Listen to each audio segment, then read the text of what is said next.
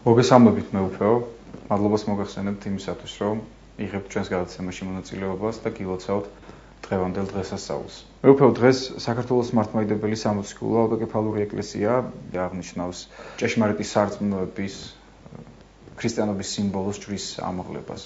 მე მინდა გთხოვოთ კიდევ ერთხელ შევახსენოთ ჩვენ ტელემაყურებელს, თუ რა ძალამ შეცვალა ერთ დროს სიძულვილი ჯვრისა მისადმი პატივისცემით. მოგესალმებით თქვენ და ჩვენი ტელევიზიის ყველა მაყურებელს. ნამდვილად ჯვართამაღლება ეს არის უდიდესი დღესასწაული და მისი ისტორია დაკავშირებულია ქრისტიანობის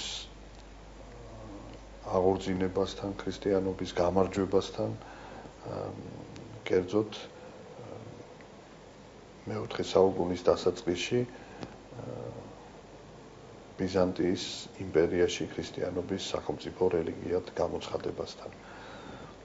როგორც ჩვენ ვიცით ეკლესიის ისტორიიდან, 3 საუკუნის მანძილზე რომის იმპერიაში მცხოვრები ქრისტიანები სასტიკად იდევნებოდნენ და ბუნებრივია, რომ ისინი იყვნენ სრულიად უუფლებონი და მათ არ ჰქონდათ საშუალება გახსნილად, თავისუფლად ღვთისმსახურების აღსრულებისა, შესაბამისად არ იყო საშუალება იმ წმინდა ადგილების ჯეროვანი თაყვანისცემისა, რომელიც ეკადრებათ მათ და შესაბამისად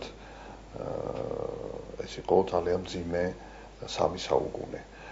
მაგრამ საოცარი ის არის, რომ მიუხედავად ესეთი უუფლებობისა, ქრისტიანები, რომელთაც ცეცხლი და მახვილი ცდილობდა რომის იმპერია რომის გაენადგურებინა, ისინი გამრავდნენ.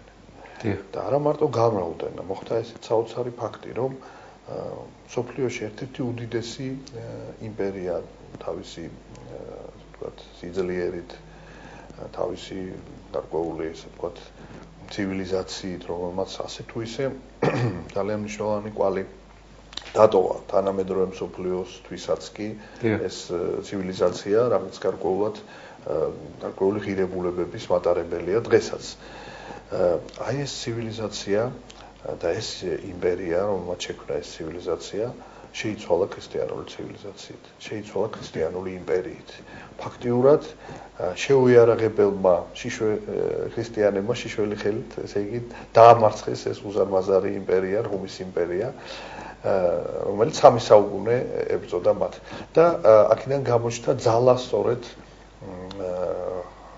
ღვთისა და ღვთის რწმენით ცხოვრები ადამიანებისა, რომ მართლაც მათთვის შეუძლებელი არაფერია და როდესაც ბიზანტიის იმპერიაში ქრისტიანობა გამოცხადდა სახელმწიფო რელიგიად, პირველი იმპერატორის დედამ, დედოფალმა გადაწყვიტა, რომ აი სწორედ წმინდა ადგილები მოელოცა და არა მარტო მოელოცა, არამედ ისინი აღედგინა. თაყვანისცემისათვის ყველა პირობები შეექმნა, რომელიც ეკადრებოდა ამ სიწმინდეებს. ბუნებრივია, ეს უპირველეს ყოვლისა იყო მაცხოვრის საფლავი და სხვა წმინდა ადგილები და აი ზუსტად იქ, სადაც ჩვენ კარგად ვიცით, მოხდა მაცხოვრის ჯვარსმა და შემდეგ დაკრძალვა, მან მოიძია ჯვარი, პატიოსანი და ცხოველსყოფელი, რომელიც არის სიმბოლო ბოროტებაზე გამარჯვებისა.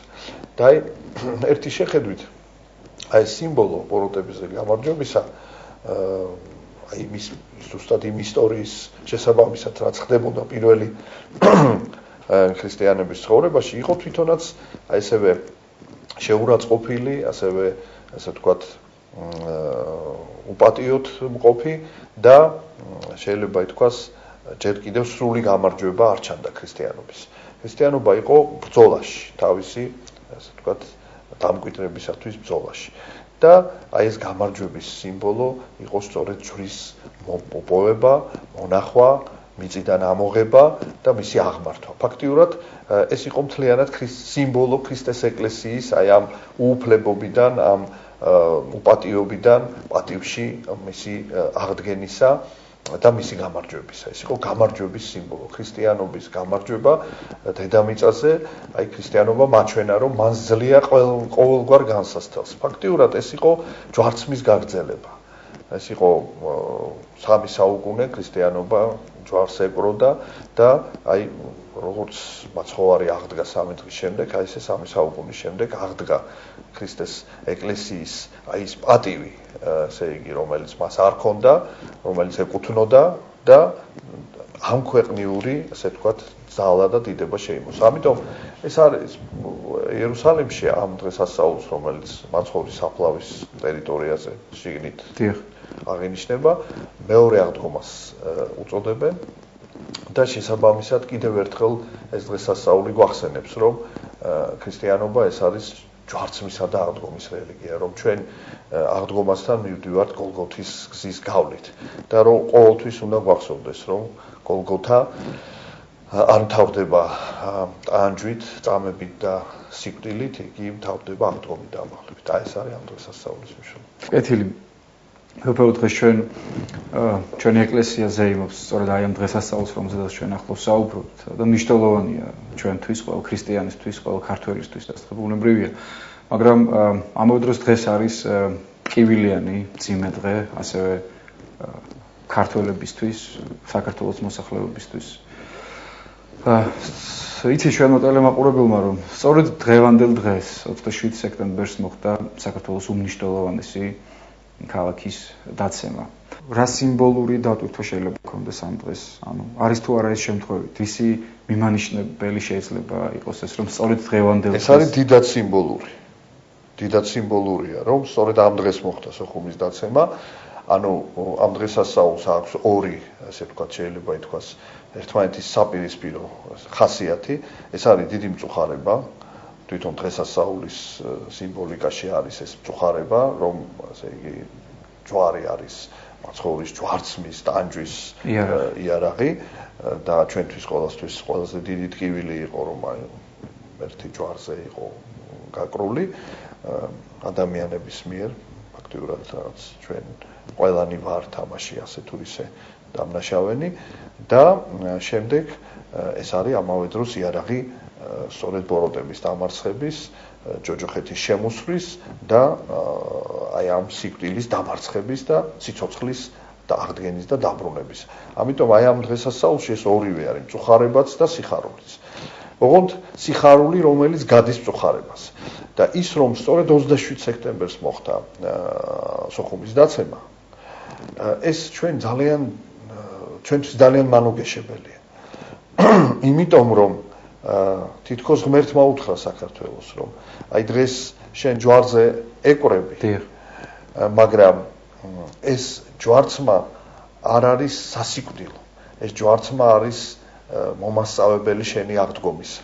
ანუ შენი ჯვარცმა უნდა გაიარო იმისთვის, რომ მოიპოვა აღდგომა, ისევე როგორც მაცხოვარმა და შემდეგ ქრისტეს ეკლესიამ გაიარა და ეს ჯვარცმა დამთავრდება აღდგომით და ამაღლებით. ამიტომ არის ჯვართამაღლება, ანუ ჯვარცმა და ამაღლება.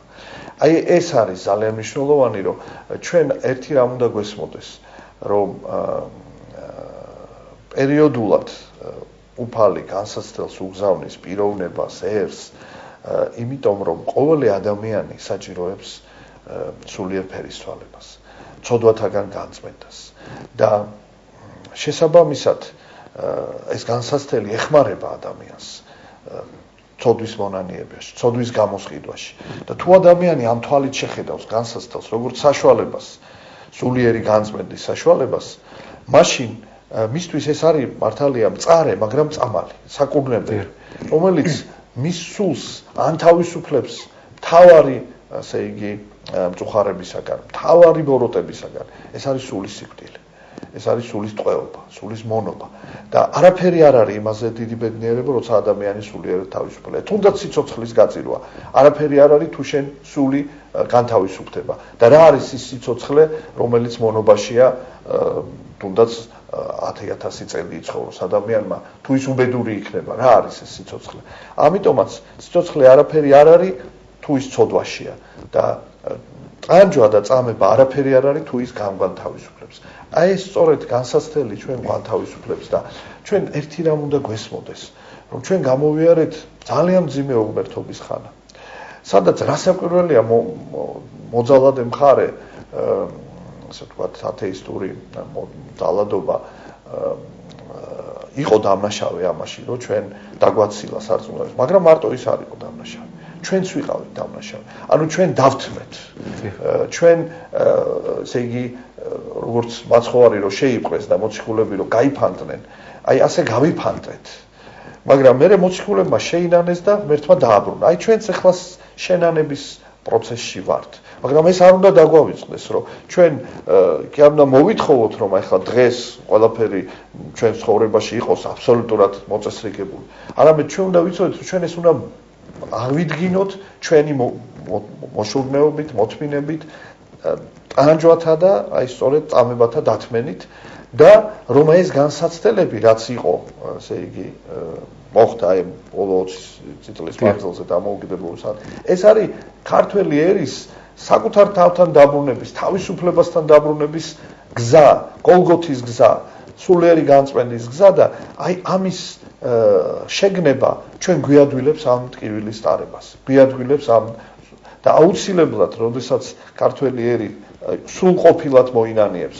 მონანიება ეს არის, ესე იგი, ორგვარად ხდება. ერთი არის, როცა უფალი გეხმარება და მეორეა, როცა შენ თვითონაც ამ გზაზე შენს მონაწილეობ ამაში. თუ ქართველი ერის მონაწილეობა მონანიების გზაზე იქნება უფრო ასე ვთქვათ, სრულყოფილი, ეს აღდგომა უფრო დაჩქარდება და ჩვენი აფხაზეთის გამოხსნაც დაჩქარდება და სამაჩაბლოსაც. დიახ, წერენ თქვენ ძალით მე უფრო რომ ყველა განსაცდელი იქნება ეს დაშვებული პიროვნულად კონკრეტულად რომელიმე ადამიანზე თუ იქნება ეს ერზე ყველა განსაცდელს ექნება მაკურნებელი ძალა ასე ვთქვათ, თუ კი ჩვენ ამას სულიერი კუთხით შევხედოთ რა და სულიერი თვალით შევხედოთ.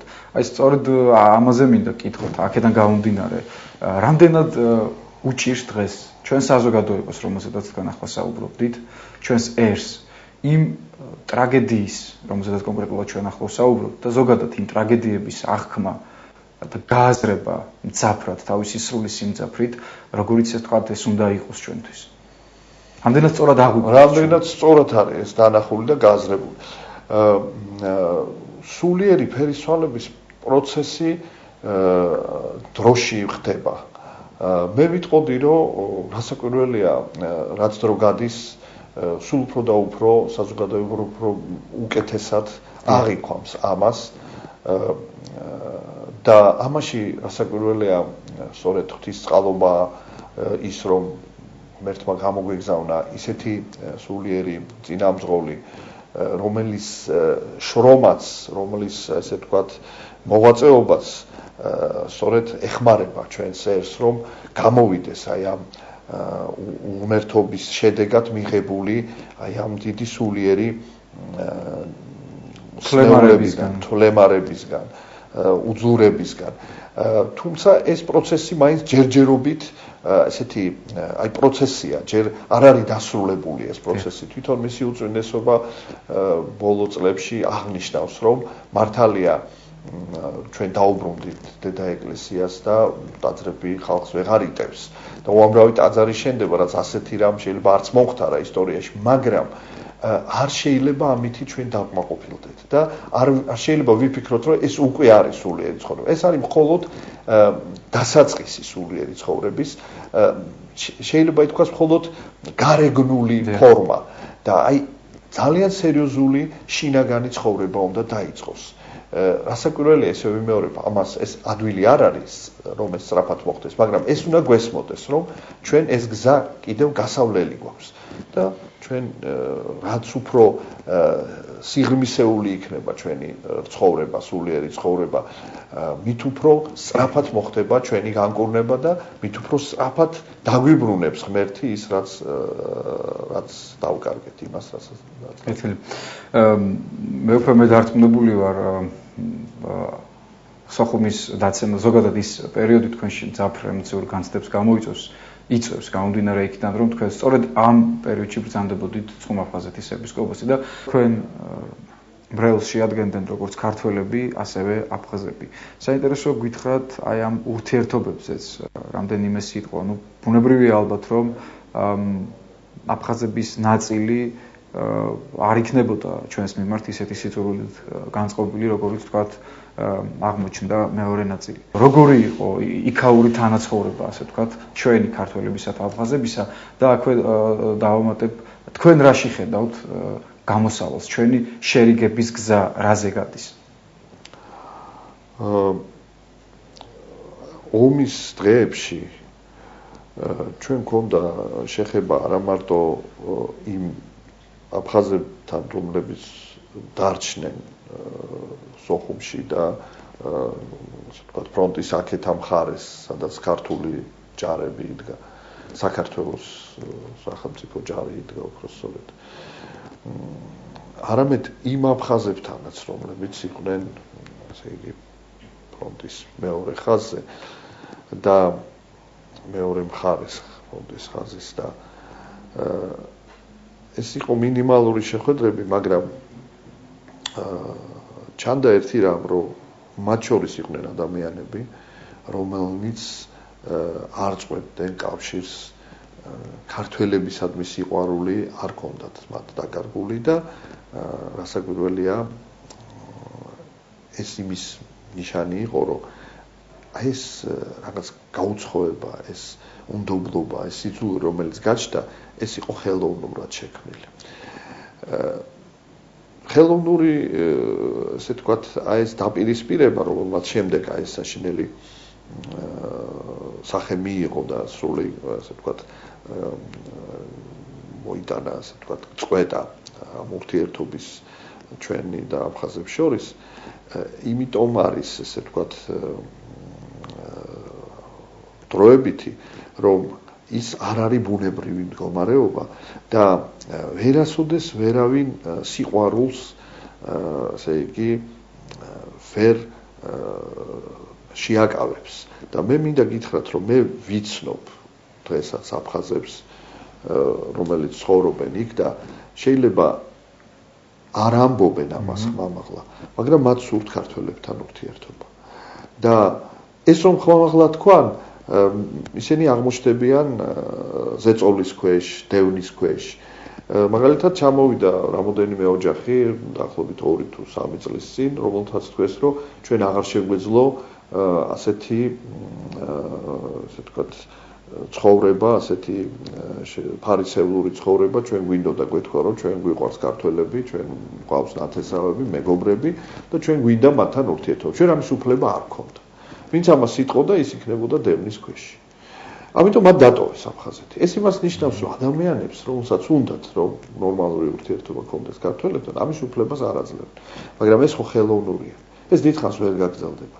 და როგორც კი ეს ხელოვნური ბარიერები მოიხსნება, ეს ურთიერთობა ისევ აღდგება. აუცილებლად აღდგება და არ იქნება ამის აღდგენა ძნელი. რასაკვირველია, სირთულეები არის და იქნება ყოველთვის, მაგრამ აი ძირითადად ქართველთა და აფხაზთა ურთიერთობა აღდგება და მალე აღდგება. ამას ისევ ვიმეორებ უშლის ის, ასე ვთქვათ, გარეშე ძალები, რაღაცა ესეთი უხეში ძალების ჩარევა, რომელიც აი ჩვენ გვაშორებს. და ეს ძალები, მე მინდა ისევ დღევანდელ თემას დაუბრუნდე, რომ მოქმედებენ მანამ, სანამ ჩვენ სულიერად გამთავისუფლდებით ჩვენი ცოდვებისაგან. ეს უფლის დაშვებით არის საქართველოს მთლიანად და მათ შორის აფხაზეთიც წმინდა მიწა იქ მოციქული სვიმონ კარნელის საფლავია და წმინდა მიწის ფლობის უფლება აქვს წმინდა ერს და აი ჩვენი ერიც რო განიწმინდება ისევ დაგვიბრუნებს ღმერთი აი ამ წმინდა ადგილებს. დიდი მადლობა ასეთი იმედის მცემი საუბრისთვის და დასასრულს მინდა გთხოვოთ, რომ დღევანდელი დღე კიდევ ერთხელ მიულოცოთ ჩვენ ერთგულ ტელემაყურებელს, ქართველერს და დაგულოცოთ ჩვენს. მინდა უსურვო ყველა მაყურებელს, ჩვენს მაყურებელს და მთელს ჩვენს ხალხს, ჩვენს ერს, რომ მტკიცედ ვიდგეთ სარწმუნოებასაზე და ეს სიტყვები ეკუთვნის ვახტანგ გორგასალს. მან ასე დაგვიბარა, ეს არის დიდი ერის მამა იყო ეკლესიამ იგი წმინდანად შერაცხა. ანუ მამის ანდერძი უნდა ახსოვდეს ერთს და უნდა ცდილობდეს რომ შეასრულოს იგი. და ის ამბობდა ასე რომ მტკიცეთას დეგით სარწმუნოებასაზე და ეძიებდეთ ქრისტესათვის სიკვდილს. რათა მარადიული დიდება მოიგოთ. აი ამ სიტყვების ხსოვნა მისი შესრულებაზე ფიქრი არის ის რამაც მოიყვანა დღემდე საქართველოს გადაარჩინა იგი და ყოველთვის დაიცავს და გადაარჩენს თუ ქართველიერი ამ ანდერძის ერთული იქნება და ღმერთმა შეგვასრულებიოს. ამინ. კიდევ ერთხელ უმეტესი მადლობა მეუფეო. ჩვენ ტელემაყურებელს კი შევახსენებ რომ დღევანდელი დღის მნიშვნელობაზე საუბრობდა საჩხერისა და ჭიათურის მიტროპოლიტი დანიელი.